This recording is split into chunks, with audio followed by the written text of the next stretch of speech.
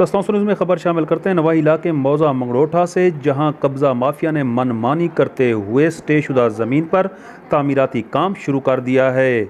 इस मौका पर मलकियत का दावा करने वाले दिलशेर वल्द दुर मोहम्मद का कहना है कि खाता नंबर 890, 891 और 892 में हमारा मलकीती रकबा है, जिस पर हमारे रिश्तेदारों ने कब्ज़ा किया हुआ है।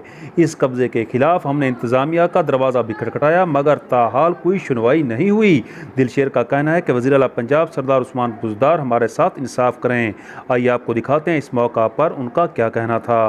जी भाईजान, ये हमारा आप लोग देख रहे हैं, मीडिया के नुमाइंदे भी यहाँ मौजूद हैं। यहाँ पीछे आप देख रहे हैं कि काम हो रहा है। ये हमारा मलकियती रकबा है और यहाँ हमारे रिश्तेदारों ने नाजायज़ कब्ज़ा कर रखा है। और मतलब ये है कि इन लोगों को रोकने वाला कोई नहीं है। हमने इंतज़ामिया से भी अपील की थी और हमने हर कानूनी चाराजोई की है, लेकिन उसके बावजूद ये लोग हमें बार बार धमकियाँ देते हैं।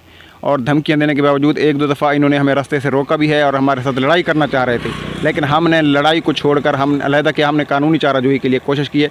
लेकिन अब मैं यही आपको बता रहा हूँ कि ये देख सकते हैं, आपके पीछे काम हो रहा है, स्टे हुआ है इस ज़मीन का।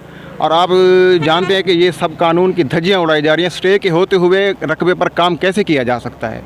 अब आप देख रहे हैं कि ये काम हो रहा है और मेरी तमाम इदारों से जो इंतज़ामिया है, इंतज़ामिया से रिक्वेस्ट है, वज़ीर आला पंजाब सरदार उस्मान खान बुज़दार साहब से रिक्वेस्ट है कि हमारा नाजायज़ रकबा जो कब्ज़ा किया गया है उसको प्लीज़ आप बागुज़ार कराएँ।